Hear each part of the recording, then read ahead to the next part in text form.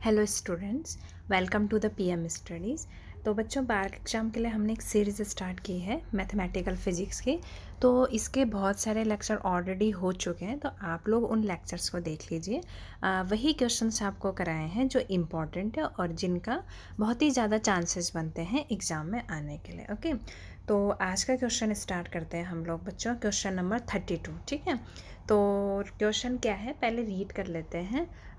Consider the differential equations. Okay, d y upon d x plus y 10x is equal to cos x. तो ये आपके पास बच्चों question है। यहाँ पे आपको बाउंड्री कंडीशन गिवन है y of 0 is equal to 0। इसका मतलब होता है बच्चों y of x is equal to 0। That means if x is equal to 0 तो आपका इस कंडीशन पे जो y होगा वो आपका 0 ही होगा, ठीक है। अब देख लेते हैं यहाँ पे। तो ये कंडीशन आपको गिवन है बच्चों। ये कंडीशन क्यों गिवन रहती है? क्योंकि जब हम इंटीग्रेशंस करते हैं या जब हम इक्वेशंस को सॉल्व करते हैं तो हमारे पास लास्ट में एक कांस्टेंट बच जाता है, तो उस कांस्टेंट की वैल्यू लाने के लिए, ठीक है, इसलिए हम बाउंड्री कंडीशन का यूज़ करते हैं। और आपको फाइंड आउट करना है y at pi is equal to 3। That means if x is equal to pi of 3 what is the value of y। ये आपको बच्चों क्वेश्चन में फाइंड आउट करना है। ओके, तो आई होप आपको क्वेश्चन समझ में आ गया होगा। तो हम लोग सॉल्यूशन करते हैं। इसमें आपके पास 4 ऑप्शन नहीं है क्योंकि ये आपका जो क्वेश्चन है वो fill in the blanks type का है, ठीक है ना। तो हम देख लेते हैं, जो भी आपका आंसर आएगा उसको हम देख लेंगे। अब बच्चों, इस क्वेश्चन को स्टार्ट करने से पहले सबसे पहले आपको पता होना चाहिए कि आपके पास जो बच्चों इक्वेशन है, लिख लेते हैं हम लोग। जो आपके पास इक्वेशन है d y upon d x plus y 10x is equal to cos x, ठीक है। अब ये जो बच्चों आपके पास डिफरेंशियल इक्वेशन है ये आपके पास है फर्स्ट ऑर्डर। ओके, मतलब आप कह सकते हो linear differential equations of first order. और इसकी जो फॉर्म होती है बच्चों, मतलब आपको कैसे पता चलेगा, क्योंकि देखो जो लीनियर डिफरेंशियल इक्वेशंस है काफ़ी बड़ा चैप्टर है और बहुत सारे टाइप्स के आप इसमें डिफरेंशियल इक्वेशंस पढ़ोगे और हर एक इक्वेशंस का बच्चों अलग तरीके से सॉल्यूशन है। तो आप इसमें आपको डाउट नहीं होना चाहिए। तो इसलिए आपको पता होना चाहिए कि अगर इस टाइप की इक्वेशन है, जैसे कि मैं आपको बता देती हूँ, d y upon d x plus बच्चों यहाँ पे मैं p लिख लेती हूँ which is a function of x, y is equal to बच्चों q ऑफ x, ठीक है।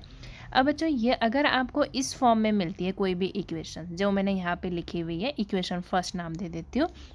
तो अगर आपको कोई भी इक्वेशन फर्स्ट जैसी दिखती है या मतलब इस फॉर्म में आपको मिलती है, तो इसका जो सॉल्यूशन होगा बच्चों वो क्या होगा देख लेते हैं।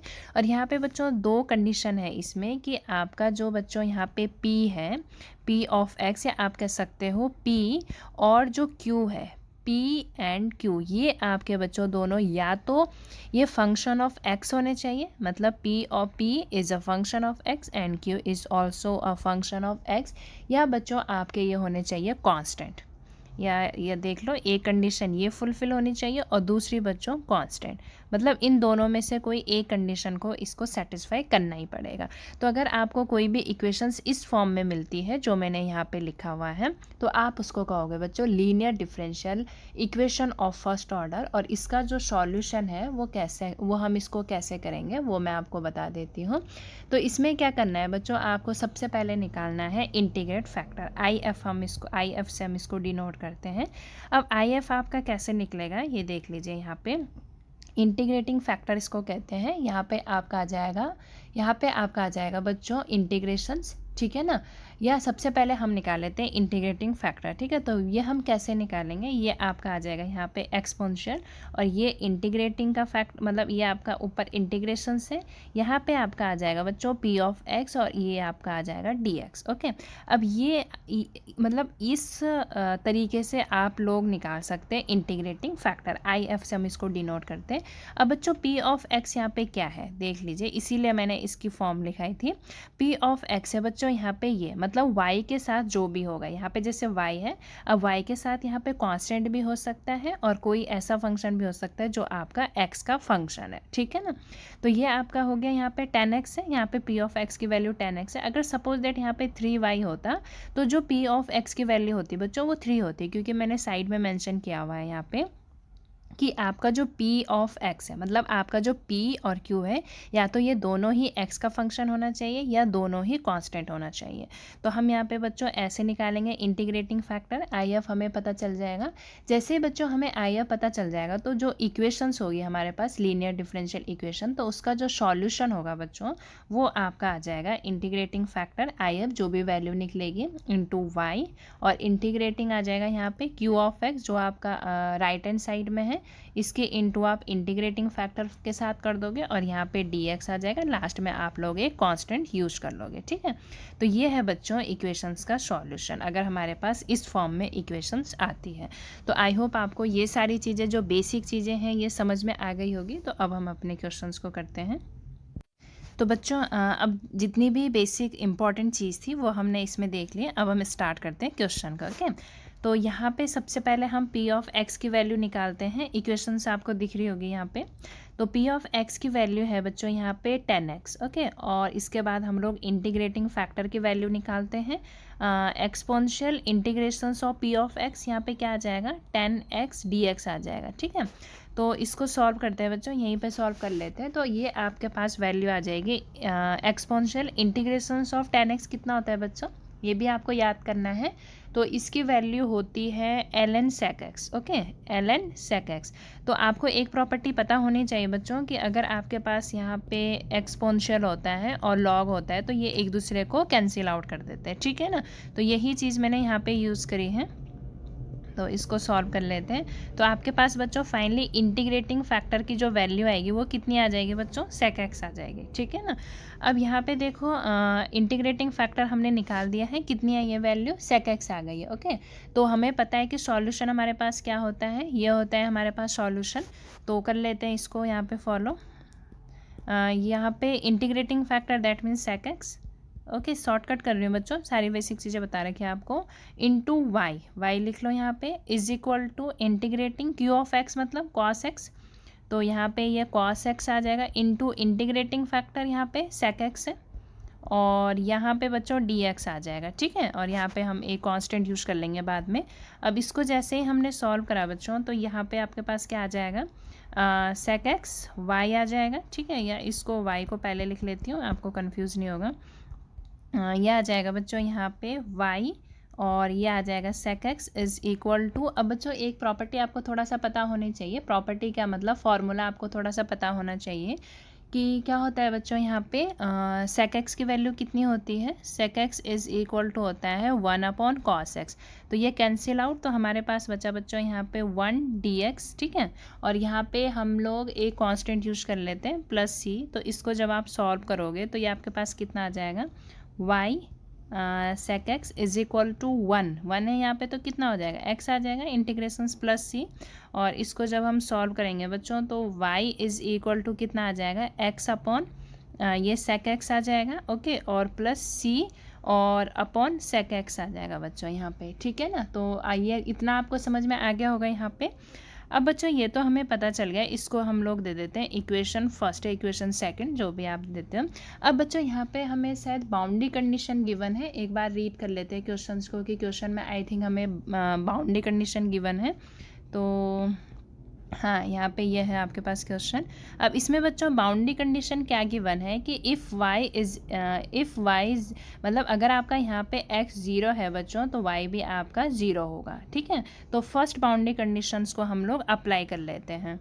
तो फर्स्ट बाउंड्री कंडीशन क्या है बच्चों कि अगर आपका यहाँ पे x इज़ इक्वल टू 0 है, यहाँ पे लिख लेती हूँ मैं, अगर x इज़ इक्वल टू 0 है बच्चों तो y भी 0 है। तो यहाँ पे बाउंड्री कंडीशन अप्लाई कर लेते हैं, या बच्चों एक काम करते हैं यहीं पे कर लेते हैं, इस वाली इक्वेशन में कर लेते हैं, ठीक है।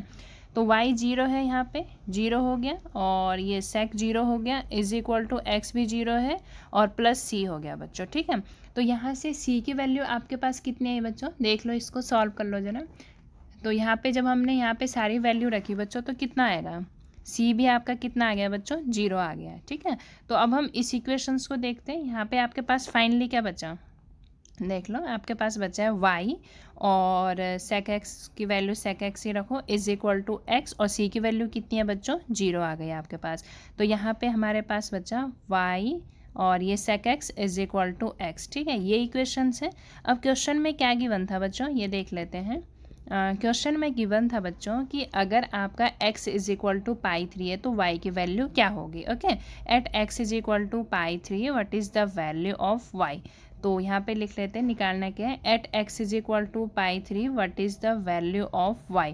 तो y लिख लेते हैं यहाँ पे इज इक्वल टू x की वैल्यू कितनी है बच्चों, पाई अपॉन 3 है, और अपॉन में कर लेती हूँ बच्चों यहाँ पे सेक, और यहाँ पे आ जाएगा पाई अपॉन 3। ठीक है, तो सेक पाई अपॉन 3 की वैल्यू कितनी होती है बच्चों, आपको पता होना चाहिए।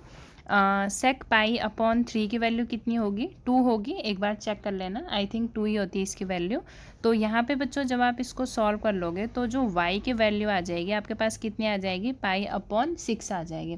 जब आप इसको न्यूमेरिकली सॉल्व करोगे तो ये आपका आना चाहिए बच्चों अप्रॉक्सीमेटली 0.52। ठीक है, पाई की वैल्यू रख लेना यहाँ पे 3.14 अपॉन 6। तो जब आप इसको सॉल्व करोगे तो आपके पास जो फाइनली आंसर होगा वो 0.52 आ जाएगा। ठीक है, तो ये बच्चों fill in the blanks question था, तो आपको इसमें फिल करना था। अब ऐसा नहीं है कि अब यही सेम क्वेश्चन आपके आ सकते हैं, 4 ऑप्शन आपके पास आ जाएंगे ABCD, और कोई एक ऑप्शन में वो 0.52 दे देगा। तो आपको बच्चों ऐसे इसको सॉल्व करना है। तो क्वेश्चन बहुत ही इंपॉर्टेंट है बच्चों। ये जो आपके पास यहाँ पे ये फॉर्म है डिफरेंशियल इक्वेशंस की, ये बहुत ही इंपॉर्टेंट है। 99% बच्चों ये एग्जाम में आती है, आप लोग देख लेना प्रीवियस ईयर क्वेश्चंस में। तो बहुत ही इंपॉर्टेंट फॉर्म है, बस आपको ये पता होना चाहिए कि इंटीग्रल फैक्टर हम लोग ऐसे निकालते हैं और इसका जो सॉल्यूशन होता है वो ऐसे होता है। और दूसरी बात बच्चों, आपको एग्जाम में पहचाननी आनी चाहिए कि ये कौन सी फॉर्म है। तो फॉर्म मैंने आपको बता रखी थी कि अगर उस टाइप की आपकी फॉर्म होगी dy upon dx plus p y is equal to q, और पी क्यू दोनों आपके क्या होने चाहिए, या तो फंक्शन ऑफ x होना चाहिए या कांस्टेंट होना चाहिए। तो आई होप बच्चों आपको क्वेश्चन समझ में आ गया होगा। तो हम नेक्स्ट क्वेश्चन की तरफ मूव करते हैं। नेक्स्ट क्वेश्चन है बच्चों क्वेश्चन नंबर 33। ठीक है, अब इसमें क्या है पढ़ लेते हैं। The equations of the plane, आपको बच्चों equation of the plane find out करनी है, that is tangent to the surface x Y z is equal to 8 at the point 1 2 4 is. Okay, तो आपके पास पॉइंट गिवन है यहाँ पे एक्स वाई जेड पॉइंट्स आपके पास गिवन है, और इक्वेशंस ऑफ सरफेस आपको गिवन है, प्लेन की जो इक्वेशंस जो आपको गिवन है। और इन पॉइंट पे आपको क्या निकालनी है बच्चों, इक्वेशंस। आपके पास बच्चों एक सरफेस की इक्वेशंस गिवन है, इसको आप फाई से भी कर सकते हो डिनोट, क्योंकि फाई से ही हम डिनोट करते हैं। फाई आपका कैसा फंक्शन होता है, स्केलर फंक्शन होता है। तो कोई भी सरफेस की इक्वेशंस होती है तो हम फाई से ही डिनोट करते हैं, और पॉइंट्स आपको गिवन है एक्स वाई जेड। और इस पर आपको क्या निकालना है बच्चों, इक्वेशंस ऑफ द प्लेन की इक्वेशंस आपको निकालना है। तो देखो इसके बहुत सारे मैथड हैं, आप लोग बहुत सारे मैथड से कर सकते हैं, लेकिन हम वही मैथड यूज़ करेंगे जो थोड़ा सा ईजी हो और शॉर्टकट हो, ज़्यादा टाइम टेकिंग ना हो। ठीक है, तो करते हैं बच्चों इस क्वेश्चन को सॉल्व। तो बच्चों अगर आपके पास कभी भी इस टाइप का क्वेश्चन आता है जिसमें आपको एक प्लेन निकालना है, ठीक है ना, आपको फाइंड आउट करना है बच्चों टेंजेंट प्लेन जो आपका नॉर्मल टू द सरफेस है। तो इस टाइप के क्वेश्चंस में आपको क्या करना है, ये वाली इक्वेशंस को याद करना है। आप लोगों को बता देती हूँ आपको। ये है बच्चों x माइनस एक्स, ठीक है, ये आपका कैपिटल x है, ये स्मॉल x है। यहाँ पे आपका आ जाएगा del F upon del X, और प्लस आ जाएगा यहाँ पे y माइनस वाई, और यहाँ पे del phi upon del Y आ जाएगा, plus z minus Z naught, या z, यहाँ पे ये कैपिटल z है, स्मॉल z है, और यहाँ पे del phi upon del Z is equal to 0 होगा बच्चों। ठीक है, तो ये आपकी हो जाएगी टेंजेंट प्लेन की इक्वेशंस। ठीक है, जो आपको इसमें फाइंड आउट करना है। तो ये है बच्चों आपके पास इक्वेशंस ऑफ टेंजेंट। ठीक है, तो अब बच्चों ये आपके पास इक्वेशंस हो गए, आपके पास सारी वैल्यूज़ गिवन है। अब देख लेते हैं कि हम लोग इसको कैसे फाइंड आउट करते हैं। ठीक है, तो ये फॉर्मूला आपको लर्न करना है कि कैसे हम लोग निकालते हैं इसमें। अब सबसे पहले बच्चों हम लोग फाई लिख लेते हैं, जो भी आपके पास वैल्यू गिवन है यहाँ पे। अब बच्चों सबसे पहले हम लोग यहाँ पे लिख लेते हैं वैल्यू ऑफ फाई। ठीक है, तो फाई की वैल्यू क्या है, फाई आपका क्या होता है बच्चों, स्केलर फंक्शन। तो ये लिख लो यहाँ पे value x Y z minus 8 कर लेती हूँ इसको। ठीक है, और अब आपको निकालना है del phi upon del x. तो निकाल लेते हैं यहाँ पे del phi upon del x कितना हो जाएगा, यहाँ पे वाई जेड हो जाएगा। ठीक है, सिमिलरली बच्चों del F upon del y निकाल लेते हैं, एक्स जेड हो जाएगा, और del phi upon del z जो होगा बच्चों वो आपके पास एक्स वाई होगा। ओके, तो ये हमने निकाल दिया है। अब यहाँ पे जो स्मॉल एक्स स्मॉल वाई, यहाँ पे small x small y small z तीनों की वैल्यू गिवन है 1 2 4। तो सारी वैल्यूज़ बच्चों हम लोग यहाँ पे रख लेते हैं। ओके, अब देखिए बच्चों, यहाँ हम एक काम और कर सकते हैं। यहाँ पे del f i upon del x की वैल्यू हम लोग निकाल लेते हैं। देख लीजिए एक बार, पहले ऑलरेडी हम इसकी वैल्यू निकाल लेते हैं पॉइंट्स पे, ठीक है ना, 1 to 4 पॉइंट्स पे, 1 to 4 पॉइंट्स पे। तो ये बच्चों यहाँ पे वाई जेड है, वाई की वैल्यू 2 है, जेड की वैल्यू 4 है, तो ये कितना हो जाएगा, 4 2 जा 8 हो जाएगा। सिमिलरली बच्चों del phi upon del Y की value at point x Y Z पे कितनी हो जाएगी, एक्स की वैल्यू 1 है और जेड की वैल्यू 4 है, तो 4 आना चाहिए। और del phi upon del z की वैल्यू बच्चों at point x Y Z पे क्या हो जाएगा आपका, एक्स वाई है, दैट मीन्स एक्स की वैल्यू 1 है, वाई की वैल्यू 2 है, तो 2 1 जा 2 आ जाएगा बच्चों। ये आपके पास सारी वैल्यूज आ गई। अब हमारे पास सारी वैल्यूज है, अब हम इनको सिर्फ फॉर्मूले में लिख लेते हैं, ठीक है। तो यहाँ पे आपके पास आ जाएगा बच्चों, यहाँ पे थोड़ा दूसरा पेन यूज कर लेती हूँ। हाँ, तो यहाँ इस इक्वेशंस को देख लीजिए, डायरेक्टली कर रही हूँ मैं, x माइनस एक्स, यहाँ पे x आ जाएगा, स्मॉल x की वैल्यू 1 है और del phi upon del x की वैल्यू बच्चों 8 हो गई, ठीक है। बीच में साइन प्लस का है, कैपिटल वाई है माइनस वाई, स्मॉल वाई की वैल्यू 2 है और del phi upon del Y की वैल्यू कितनी है बच्चों, 4 है यहाँ पे, तो ये 4 हो गया, ठीक है। ये y है बच्चों, y और 4 में कंफ्यूज मत होना। और ये प्लस हो गया और capital z minus small z की वैल्यू 4 है और del phi upon del z की वैल्यू 2 है, इज इक्वल टू 0। अब इसको हम लोग सॉल्व करते हैं बच्चों, तो ये आपके पास आ जाएगा 8x minus 8 plus 4 y, capital y है ये, ठीक है, और माइनस 8 आ जाएगा प्लस 2z और माइनस 8 इज इक्वल टू 0। अब देखिए बच्चों, यहाँ पे आपके पास क्या है, ये 8 है, ये भी 8 है, ये भी 8 है, तो ये क्या आ जाएगा 8x plus 4 capital Y plus 2z और माइनस 8 माइनस 8 माइनस 8 कितना हो जाएगा, माइनस 24 इज इक्वल टू 0। अब इसको जब हम सॉल्व करेंगे तो ये आपके पास आ जाएगा 8x प्लस 4y और plus 2z minus 24 is equal to 0। यहाँ से बच्चों में 2 कॉमन ले सकते हो, तो 2 कॉमन लिया मैंने, तो 2 4 जा 8 प्लस 2 2 जा 4y plus z minus 12 is equal to 0। और फाइनली आपके पास बचा बच्चों यहाँ पे 4x plus 2y plus z is equal to 12। तो देखा बच्चों आपने, एक फार्मूले के हेल्प से हमने कितनी ईजीली हमने यहाँ पे प्लेन की इक्वेशंस निकाल लिए। तो आपका जो आंसर होगा बच्चों वो आना चाहिए 4x plus 2y plus z is equal to 12। तो क्वेश्चन में देख लेते एक बार, तो कितना आ रहा है बच्चों, आपका जो आंसर आ रहा है वो आई थिंक ये आ रहा है 4x plus 2y plus z is equal to 12। तो ऑप्शन बी आपका बच्चों करेक्ट हो जाएगा, ठीक है। तो अगर आपके पास इस टाइप के क्वेश्चन आते हैं तो आपको जस्ट एक फॉर्मूला यूज़ करना है, ये वाला, और बहुत ही इंपॉर्टेंट क्वेश्चन है बच्चों, बहुत बार आ भी रखा है एग्जाम में। तो आई होप आपको ये क्वेश्चन क्लियर हो गया होगा बच्चों। तो अब हम लोग नेक्स्ट क्वेश्चन की तरफ मूव करते हैं, क्वेश्चन नंबर 34 बच्चों। तो सबसे पहले रीड कर लेते हैं क्वेश्चन 34 है क्या, तो रीड कर लें। 3x3 मैट्रिक्स है, 3x3 मैट्रिक्स है, गिवन है, मैट्रिक्स तो गिवन नहीं है लेकिन बता रखा है कि कोई भी एक मैट्रिक्स M है, ओके, और वो 3x3 मैट्रिक्स है और ट्रेस M की वैल्यू गिवन है 6, यहाँ पे बच्चों ये 6 है, ठीक है।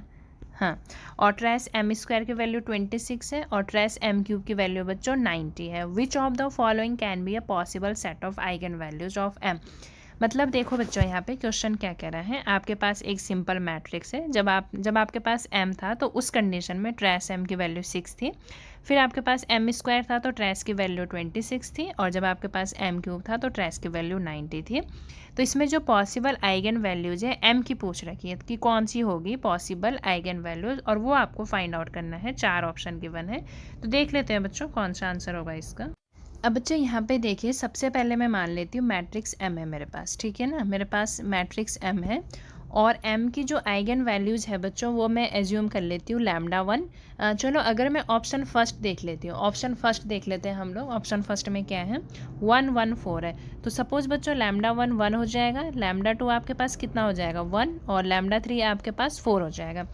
तो यहाँ पे बच्चों हमें सिर्फ इतना गिवन है कि ट्रेस m आपके पास 6 है, दैट मीन्स आपके पता है कि जो ट्रेस की वैल्यू होती है किसी भी मैट्रिक्स की वो क्या होती है, सम ऑफ द आइगन वैल्यूज होती है। तो देख लेते हैं 1 प्लस 1 मतलब λ1 प्लस λ2 प्लस λ3, 4 प्लस 1 प्लस 5 6, ठीक है, ये कंडीशन सेटिस्फाई हो रही है, मतलब ट्रेस m की वैल्यू सेटिस्फाई हो रही है। अब बच्चों ट्रेस m स्क्वायर देख लेते हैं हम लोग, ठीक है। Trace m square. तो ये आपको मैट्रिक्स की प्रॉपर्टी पता होनी चाहिए कि अगर बच्चों कोई भी एक मैट्रिक्स ए है और इसकी वैल्यू अगर λ1 λ2 λ3 है और अगर आपके पास कोई दूसरी मैट्रिक्स ए स्क्वायर है तो इसकी जो आइगन वैल्यूज़ हो जाएगी बच्चों वो डायरेक्टली λ1 स्क्वायर λ2 स्क्वायर λ3 स्क्वायर हो जाएगा। और अगर ए क्यूब होगा तो क्या हो जाएगा, λ1 क्यूब λ2 क्यूब λ3 क्यूब होगा। तो ये प्रॉपर्टी थोड़ा सा आप लोग याद रखना।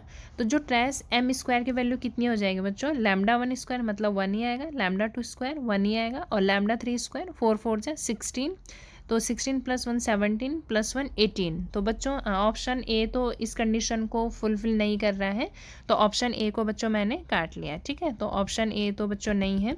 अब हम लोग देख लेते हैं ऑप्शन बी, ठीक है। तो ऑप्शन बी में कितना है हमारे पास, -107 गिवन है।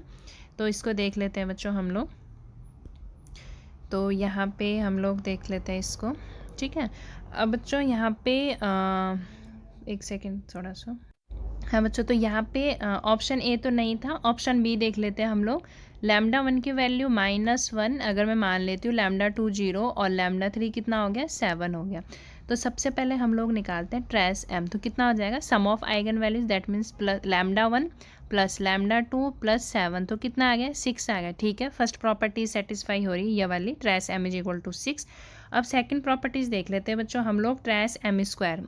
तो trace m square find out करते कितना हो जाएगा, λ1 का स्क्वायर -1 का स्क्वायर 1 ही आएगा, λ2 0 ही है और 7 7 जा 49, तो कितना आ गया बच्चों 50। लेकिन ट्रेस एम स्क्वायर यहाँ पे 26 है तो इसको भी काट लो। अब हम लोग सी ऑप्शन चेक करते हैं ज़रा। तो यहाँ पे λ1 बच्चों -1 हो जाएगा, λ2 3 हो जाएगा और λ3 आपके पास 4 हो जाएगा। तो ट्रेस एम देख लेते हैं बच्चों, λ1 + λ2 मतलब 3 आ जाएगा और + λ3 4 आ जाएगा। तो 4 + 3 7 -1 6, ठीक है। फर्स्ट प्रॉपर्टीज़ तो सभी ऑप्शन सेटिस्फाई कर ही रहे हैं। अब ट्रेस एम स्क्वायर देख लेते हैं, दूसरी प्रॉपर्टी। λ1 का स्क्वायर बच्चों -1 का स्क्वायर कितना हो जाएगा, 1 और + λ2 का स्क्वायर 3 3 जा 9 + 4 4 जा 16, तो ये कितना हो गया बच्चों 16 और ये आपका हो जाएगा यहाँ पे देख लो 26, 9 + 1 10, 10 + 16 26। तो ठीक है, सेकंड प्रॉपर्टीज़ भी सेटिस्फाई हो रही है। अब हम थोड़ा सा थर्ड प्रॉपर्टीज़ देख लेते हैं ज़रा यहाँ पे।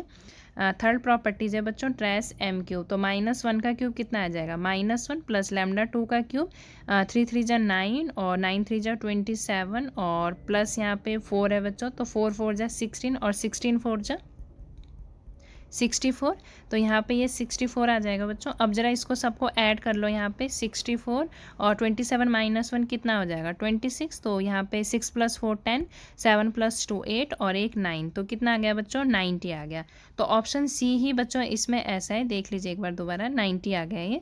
तो ऑप्शन सी बच्चों इसमें एक ऐसा है जो इस प्रॉपर्टीज़ को क्या कर रहा है, सेटिस्फाई कर रहा है। तो ऑप्शन सी क्या हो जाएगा बच्चों, इसका आंसर हो जाएगा। तो देख लीजिए आपने, इस टाइप के क्वेश्चन भी आते हैं एग्जाम में, तो आपके कॉन्सेप्ट क्लियर होने चाहिए कि ट्रेस आप लोग कैसे फाइंड आउट करते हैं। तो आई होप बच्चों आपको ये क्वेश्चन भी समझ में आ गया होगा। अब हम नेक्स्ट क्वेश्चन की तरफ मूव करते हैं। पहले रीड कर लेते हैं क्वेश्चन से है क्या 35। अब वेक्टर परपेंडिकुलर, ये बच्चों बहुत ही इंपॉर्टेंट क्वेश्चन से हर एग्जाम में आता है और बहुत ही ईजी क्वेश्चन है, ठीक है।